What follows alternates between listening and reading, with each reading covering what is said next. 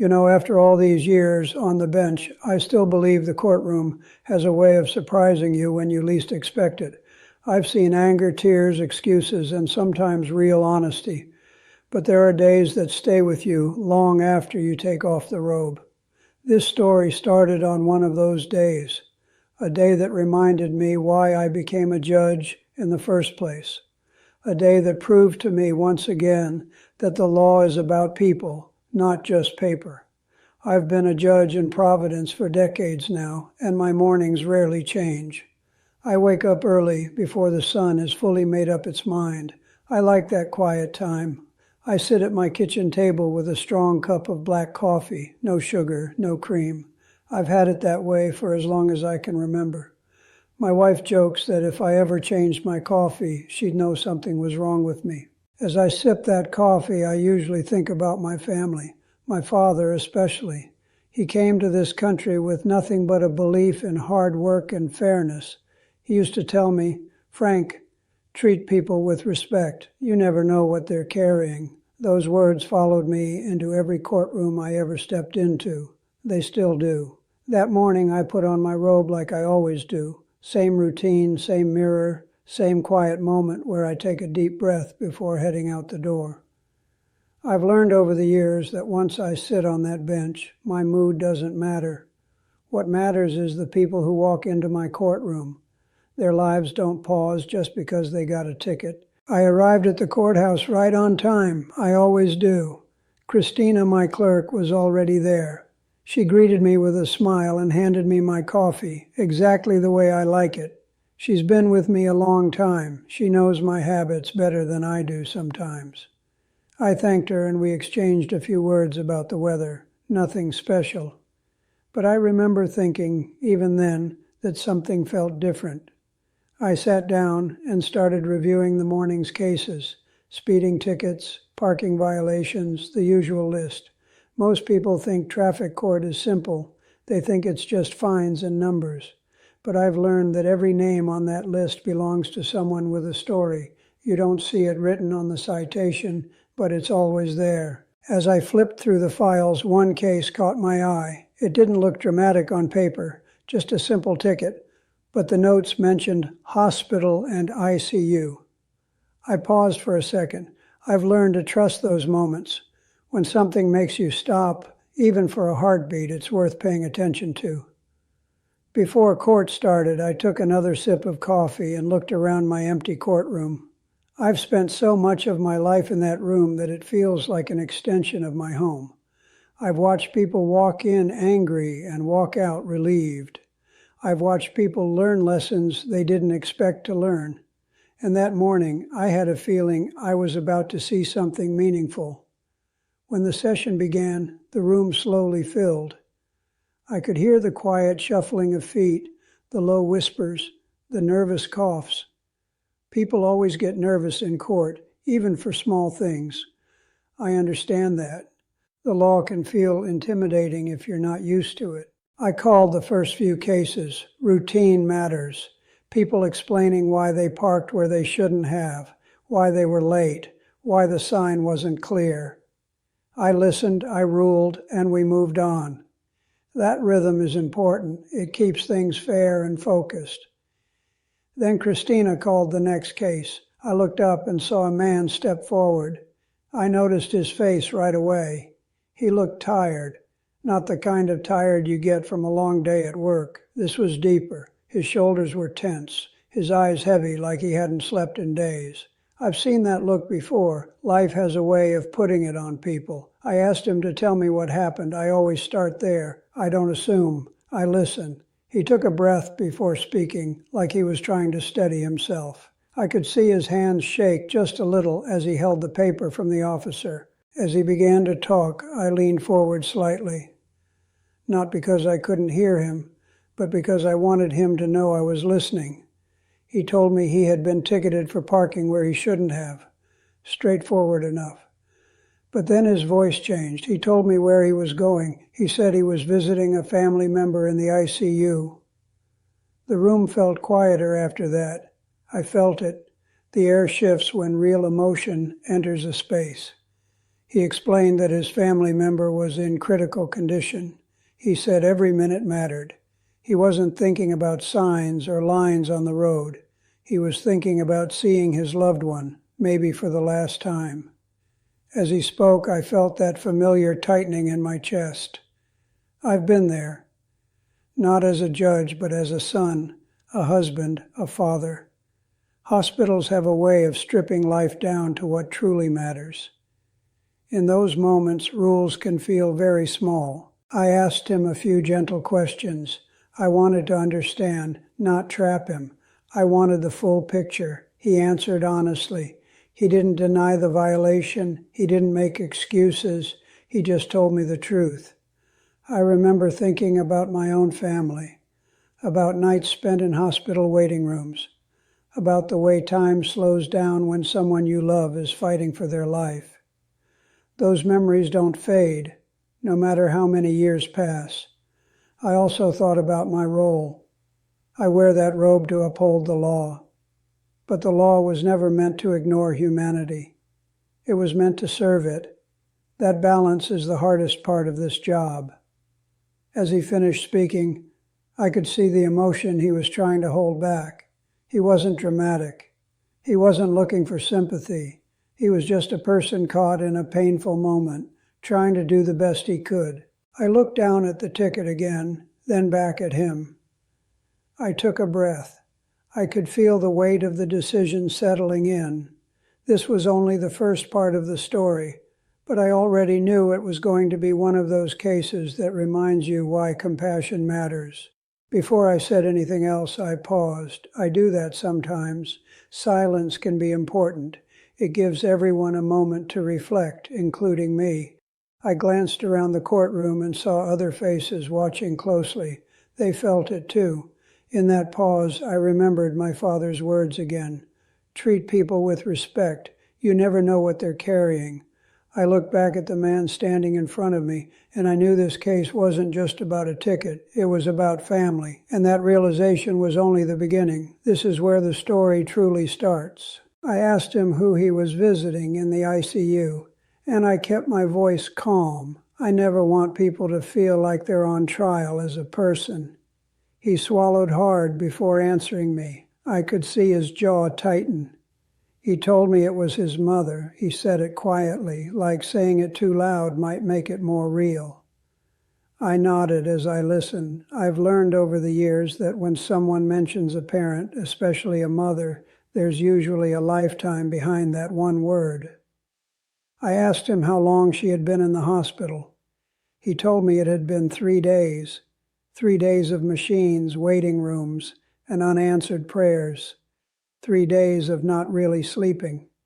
He explained that on that particular day, the doctors had called him early in the morning. They told him her condition had taken a turn for the worse. He said he dropped everything. He didn't even remember locking his front door. He just got in his car and drove straight to the hospital. As he spoke, I watched his eyes.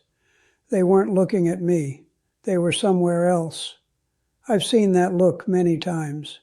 It's the look of someone replaying moments in their head, wondering if they said everything they needed to say, wondering if there will be another chance. He told me he circled the hospital parking lot twice. Every space was full. Ambulances were coming in and out. Nurses were rushing. He said his heart was pounding harder with every second.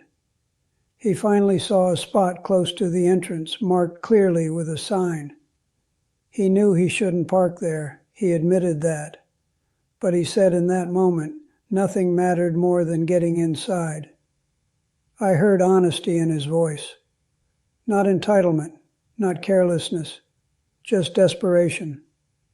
I asked him how long he was inside before he came back out. He told me less than 20 minutes.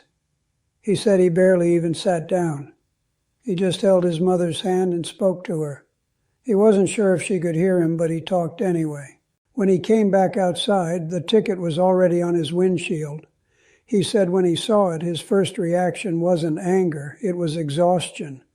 He said he didn't even have the energy to be upset. He just felt defeated. He put the ticket in his pocket and went back inside the hospital. As he finished explaining, I leaned back slightly in my chair. I could feel the courtroom listening. Nobody was shifting in their seats. Nobody was whispering. Moments like that remind me that people understand compassion more than they understand rules. I asked him if his mother was still alive. That's not an easy question to ask, but it matters. He paused for a long moment before answering. His eyes filled and he shook his head. He told me she passed away later that night. I felt that one deep inside. I took a breath and let it out slowly. I've seen grief in many forms, but fresh grief has a particular weight to it. It sits heavy on the chest. It changes the way people stand, the way they speak. I told him I was sorry for his loss. I meant it. Those words don't fix anything, but they matter. He thanked me quietly. I thought about my own mother, about how she used to worry whenever I left the house, about the way she smiled when the whole family was together. You don't forget those things. Ever. I looked down at the file again, even though I already knew what it said. Sometimes that's just part of the process. It gives me a moment to think. The violation was clear. The sign was clear. The officer did his job. Nobody had done anything wrong in a technical sense, but justice isn't only about technicalities. I looked back at the man and asked him something important. I asked him if this was something he did often, parking where he shouldn't. He shook his head immediately. He told me he'd never had a ticket before. I believed him, not because I wanted to, but because his reaction was genuine. I could feel my decision forming, but I didn't rush it. I've learned that when people feel heard, even an unfavorable decision feels more fair. And when a favorable decision comes, it means more. I told him that life doesn't always give us time to think. Sometimes it puts us in impossible positions. I told him the law is there to keep order, but it also has room for understanding. I said these things slowly because they weren't just for him. They were for everyone listening. I could see his shoulders relax just a little, not because he knew the outcome, but because he knew he wasn't being judged as a bad person. I dismissed the case. I said it clearly. Case dismissed. The sound of relief is hard to describe, but I heard it. A quiet exhale. I saw his eyes close for a second. When he looked back at me, they were full again. But this time the tears were different. They were grateful. He thanked me more than once. I told him to take care of himself. As he walked away, I watched him carefully. People carry themselves differently after moments like that. He walked a little straighter, even with his grief. That told me everything I needed to know. I thought that would be the emotional peak of the morning. I was wrong. Christina called the next few cases, and we moved on. But something lingered in the room, a kind of shared understanding. I could feel it in myself, too. Those are the moments that stay with you. Then, a short while later, I heard something that didn't fit. I heard a laugh. It wasn't loud, but it was sharp. It cut through the quiet of the courtroom in a way that made me look up immediately. I followed the sound with my eyes and noticed it came from the seating area. Someone sitting there hadn't been paying attention, or worse, they had been and didn't care. I watched her before her case was even called. I saw the way she sat, leaning back, scrolling on her phone. I saw the way she smirked when other people spoke. I saw her roll her eyes during moments that deserved respect. I remember thinking to myself that attitude matters. Not because I demand it, but because it reveals character. I didn't know her name yet.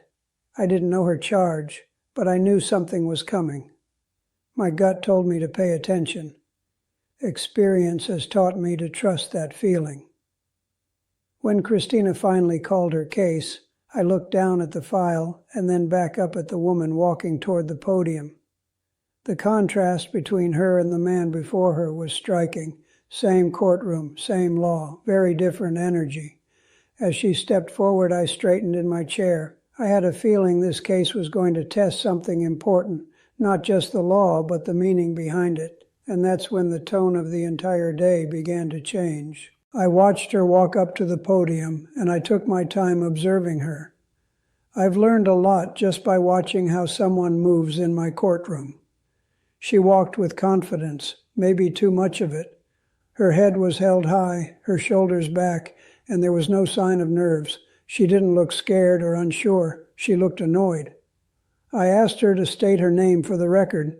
She said it quickly, almost like it was an inconvenience. I asked her what she was charged with, even though I already knew. Sometimes it's important for people to say it out loud. She glanced at the paper and told me it was a parking ticket. The way she said it made it sound like a joke. As she spoke, I couldn't help but think back to the man from earlier. Same type of violation, same court, completely different attitude. That comparison stayed with me. Justice has to be consistent, but compassion often shows up in how people approach their own actions. I asked her to explain what happened. She sighed before answering loud enough for others to hear. She told me she was only gone for a few minutes and that the ticket was ridiculous. She said she had important things to do and didn't have time for nonsense like this. I listened without interrupting. I always do. But inside, I felt something shift. Not anger yet, more like concern. I asked her where she was going when she parked there. She waved her hand dismissively and said it didn't matter. That response caught my attention immediately. I told her it did matter. Context always matters.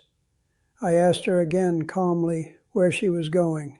She hesitated this time, then said she was visiting someone in the hospital. She didn't say it with emotion. She said it like it was a shield. I thought about the timing. The earlier case was still fresh in my mind. I asked her who she was visiting. She rolled her eyes before answering. She said it was a distant relative, not immediate family. Her tone made it clear she didn't feel a deep connection. I could hear quiet murmurs behind her. The courtroom could sense the difference too. I asked her if she understood why parking restrictions exist around hospitals. She shrugged and said she pays enough in taxes. That answer stayed with me. I asked her how long she had been inside. She said around 40 minutes, maybe more. She didn't sound sure. I asked her if she saw the sign when she parked. She admitted she did. She said she just assumed it would be fine. I felt my jaw tighten slightly. I reminded myself to stay calm. This job isn't about reacting. It's about responding. I asked her if she had any prior tickets. She laughed and said she had plenty, but it didn't matter. That laugh echoed longer than it should have. I glanced at Christina. I could see the concern on her face, too. I wasn't alone in feeling that shift. The energy in the room had changed again, but this time it was uncomfortable. I told her that every case in my courtroom deserves respect. I said the law applies to everyone equally. She nodded, but it felt like she was just waiting for me to finish talking. I asked her if she knew what the fine was. She smirked and said it was pocket change. That was the moment I felt my patience tested.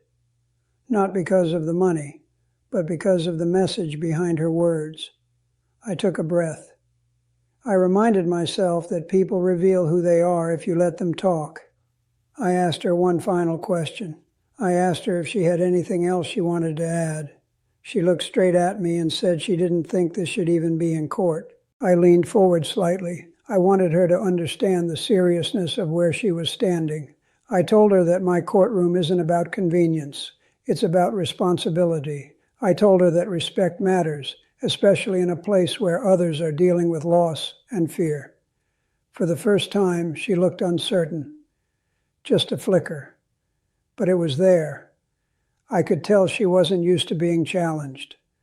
I told her I needed a moment. I had to pause. I do that when a case feels bigger than the paper in front of me. I thought about the man earlier, about his honesty, about his pain, about how he never once tried to make himself bigger than the situation. I thought about my father again, about how he taught me that character shows up when nobody is watching, or when you think nobody cares. I looked back at her and realized something important. This case wasn't just about a ticket. It was about how people see the world. Some see rules as guidance, others see them as obstacles. I wasn't ready to rule yet, not because I was unsure of the law, but because I wanted to make sure the lesson was clear. A courtroom isn't just a place for decisions, it's a place for understanding. I could feel the room waiting, even she had stopped shifting. For a brief moment, everyone was present. I straightened in my chair and prepared to speak. What I was about to say wasn't just for her, it was for everyone listening, and I knew it would set the tone for what came next. This was the turning point. I looked down at the citation again, even though I knew every line on it by heart. Sometimes that pause is important. It gives people time to reflect, and it gives me time to choose my words carefully. Words matter in this room. They can teach and they can wound. I try very hard to make sure mine do the first, not the second. I asked her if she had heard the case right before hers. She looked confused and said no. She said she wasn't paying attention because it didn't involve her. That answer told me more than she probably realized. I told her that every case in my courtroom involves all of us, because justice isn't something you turn on and off depending on convenience. I reminded her that a few minutes earlier, a man stood where she was standing now. I told her he parked illegally too. I told her he admitted it, just like she did. I told her the difference wasn't the violation. The difference was the reason and the respect shown. She crossed her arms and shifted her weight. I could see she was getting uncomfortable, not angry yet, but defensive. I asked her if she understood why I dismissed the previous case. She hesitated, then said something about compassion. I nodded. Compassion is exactly the word. I told her compassion isn't weakness. It's understanding context without excusing behavior. I told her that when someone comes into my courtroom honest and humble, it matters. She responded by saying that rules should be rules, and if I let one person off, I should let everyone off. That's a common argument. I've heard it many times over the years. I told her fairness doesn't mean treating everyone the same. It means treating everyone appropriately. I could feel the tension building. I felt it in my shoulders, in the way the room seemed to hold its breath. I took another slow breath myself. I reminded myself that my job isn't to win an argument. It's to guide people toward understanding responsibility. I asked her about her phone. I asked her why she had been using it while other cases were being heard. She said she was busy and had work to handle. I told her that when you step into a courtroom, you step into a space that demands your full attention. I said it wasn't optional. For the first time, she looked directly at me without rolling her eyes. I could tell she was surprised that I noticed. I notice everything. Years on the bench will do that to you. I asked her if she had ever sat in a hospital waiting room, not knowing what was going to happen next. She hesitated again. Her answer came slower this time. She said no, not like that. I told her I hoped she never had to. I told her that when you're in those moments, nothing else matters. Not tickets, not meetings, not money, just family. The word family hung in the air longer than the others. I watched her reaction closely. There was a flicker of something there, maybe discomfort, maybe reflection. It was hard to tell. I explained why parking restrictions exist near hospitals. I said they're there so emergency vehicles can move freely, so doctors and nurses can do their jobs, so people in critical condition aren't delayed. I told her those rules protect life, they're not suggestions. She nodded, but I could tell she still felt wronged. She said the fine was excessive for such a small mistake. I asked her if she considered ignoring a sign a small mistake. She didn't answer right away. I leaned forward slightly and rested my hands on the bench. I do that when I want people to know I'm serious.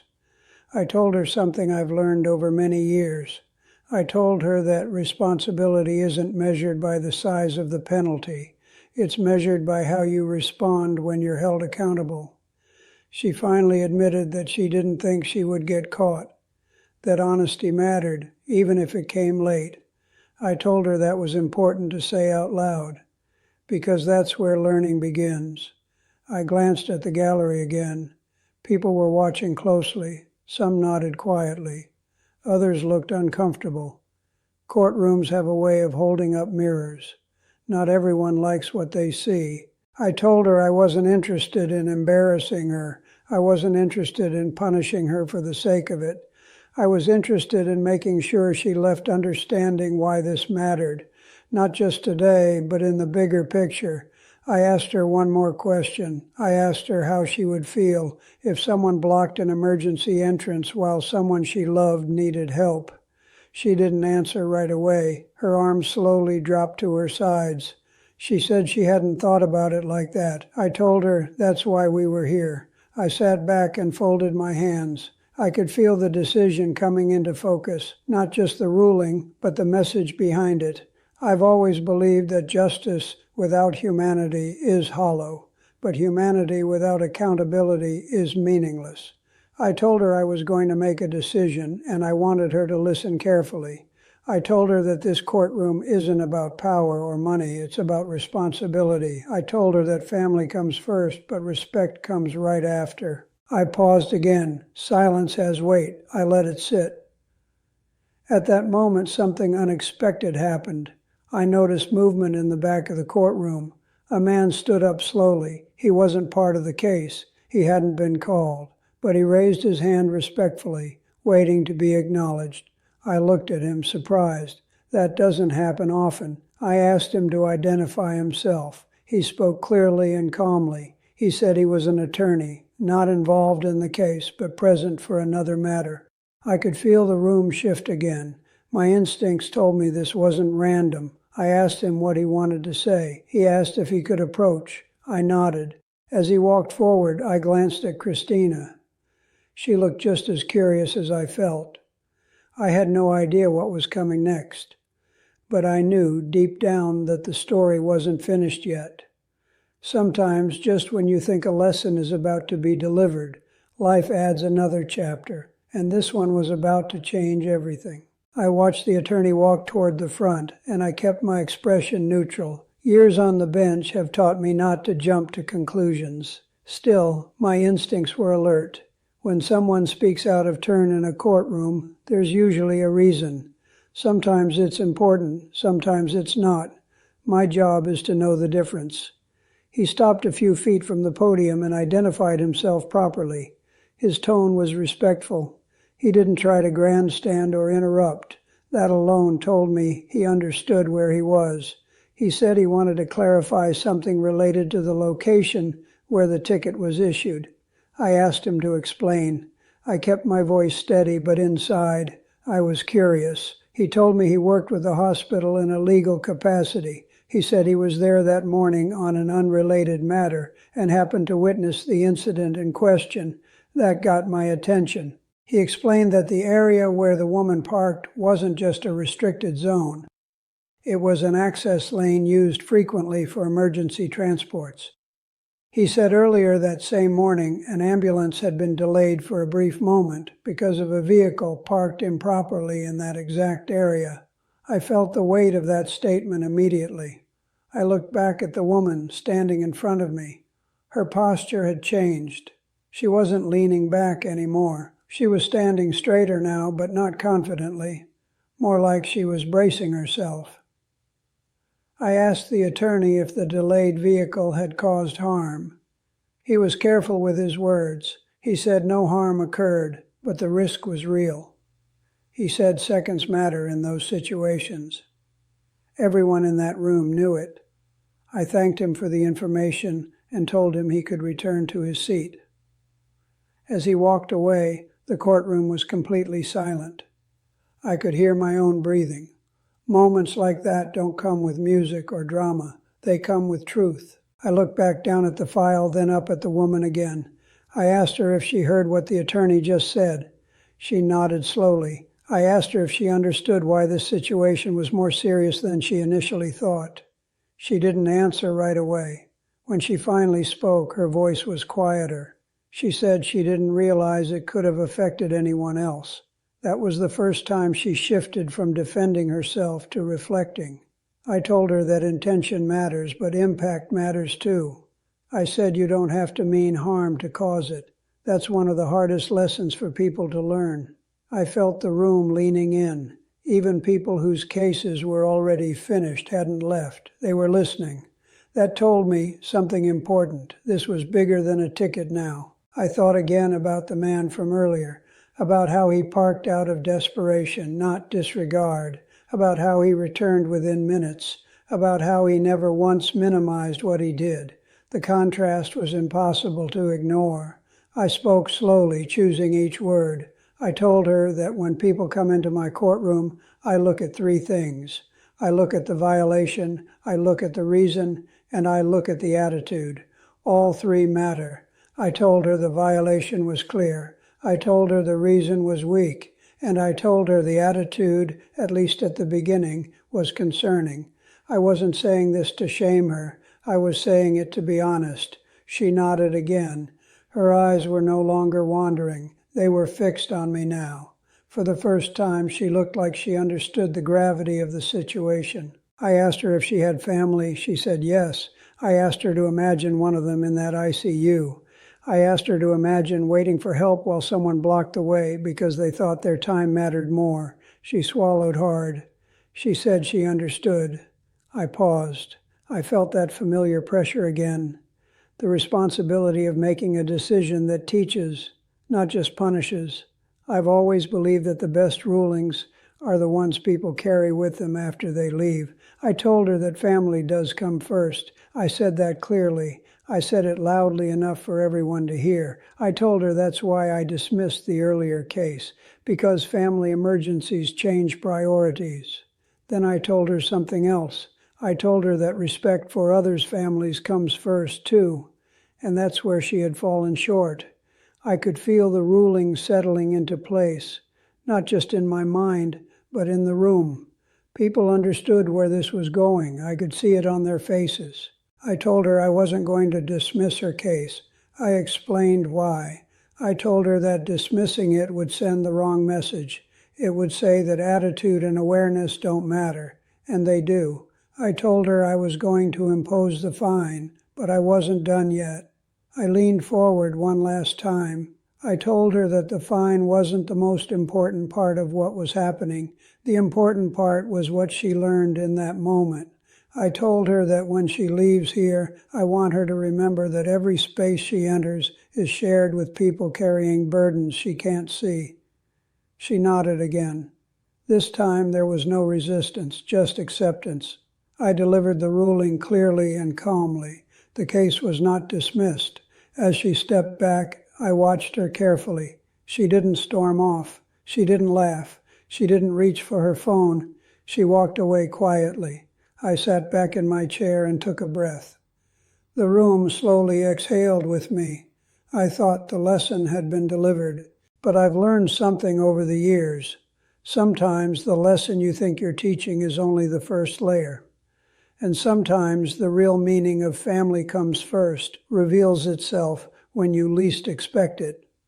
That understanding was about to come full circle. I moved on to the next case, but my mind stayed with what had just happened. That's the truth. Even after all these years, some moments don't leave you right away. They sit with you. I called the next name, listened, ruled, and kept going, but part of me was still thinking about family, about emergencies, about how thin the line can be between order and compassion. About 20 minutes later, something happened that rarely happens in my courtroom. Christina leaned over slightly and whispered my name. I looked at her and I could tell by her expression that this wasn't routine. She handed me a small note. I unfolded it slowly and read it. It was from court security. The note said, the woman from the earlier case was waiting outside the courtroom and had asked if she could speak to me again. I paused. That alone was unusual. Once a ruling is made, that's usually the end of it. People leave frustrated or relieved, but they don't come back. I looked at Christina and nodded. I told her to have the woman step back in. When she returned, I immediately noticed the difference. The confidence was gone. The irritation was gone. Her phone wasn't in her hand. Her shoulders were slumped slightly, and her eyes looked tired. Really tired, not annoyed tired. human tired. I asked her what she wanted to say. I kept my tone neutral. I didn't want to assume anything. She took a breath and apologized, not a quick apology, not a defensive one, a real one. She apologized for her attitude. She apologized for laughing. She apologized for not taking the courtroom seriously. She said she had never been spoken to the way I spoke to her, and it made her think. I listened. I didn't interrupt. I let her finish. When people choose to come back and speak, that moment deserves respect. She told me something she hadn't mentioned earlier. She told me the person she was visiting in the hospital wasn't a distant relative after all. It was her younger brother. She said she downplayed it because she didn't want to look weak. She said her family wasn't good at talking about things like that. She told me he had been in a serious accident. She told me he was in the ICU, unconscious. She said she didn't know if he was going to wake up. As she spoke, her voice cracked. She stopped for a second and wiped her eyes. That's when I understood the whole picture. I felt that familiar heaviness in my chest again. Not regret, but clarity. I realized she wasn't heartless. She was scared. And fear doesn't always show up as tears. Sometimes it shows up as arrogance. I asked her why she didn't say that earlier. She shook her head and said she didn't think it mattered. She said she thought being emotional would make her look foolish. I told her something I've learned the hard way. I told her that vulnerability isn't weakness, it's honesty, and honesty matters in my courtroom. I sat quietly for a moment. I could feel the room listening again, even though it was mostly empty now. Some moments don't need an audience. I told her I appreciated her coming back. I told her that taking responsibility after the fact still counts. I told her that growth doesn't always happen on schedule. Then I reconsidered the ruling.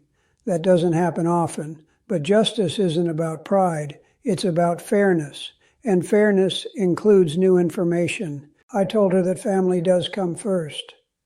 I repeated those words slowly. I told her that visiting a loved one in the ICU is not something I take lightly. I told her that while her attitude earlier concerned me, her honesty now mattered just as much. I dismissed the fine. I said it clearly. I said it calmly. Case dismissed. She covered her mouth with her hand. Tears filled her eyes, and this time she didn't try to hide them. She thanked me, but more importantly, she said she understood now. She said she would never treat a space like that carelessly again. I told her to go be with her family. I told her that's where she needed to be. As she left the courtroom, I sat back and let the moment settle. I thought about how close I had come to missing the truth. I thought about how easily assumptions form when emotions are hidden. I looked around my courtroom again, empty benches, quiet air, just me and the weight of the day. I realized something then. Family comes first doesn't mean anything if we forget that everyone's family matters. Not just the ones we see, but the ones we don't. That day could have ended there. It would have been meaningful enough. But life had one more lesson waiting, and it arrived sooner than I expected. After the courtroom emptied and the day finally slowed down, I stayed seated for a while longer than usual. I didn't rush to take off my robe. I don't always do that, but some days ask you to sit with them a little longer. That was one of those days. I thought about both of them, the man who lost his mother and only wanted a few quiet minutes by her side, and the woman who walked in defensive and walked out changed. Two different people, two different attitudes, but the same truth underneath. Family was at the center of both stories. Later that afternoon, I learned something else. Christina came into my chambers and told me the hospital had called to verify some details for their records. She mentioned almost casually that the woman's brother had come out of surgery. He was stable, not out of danger, but alive.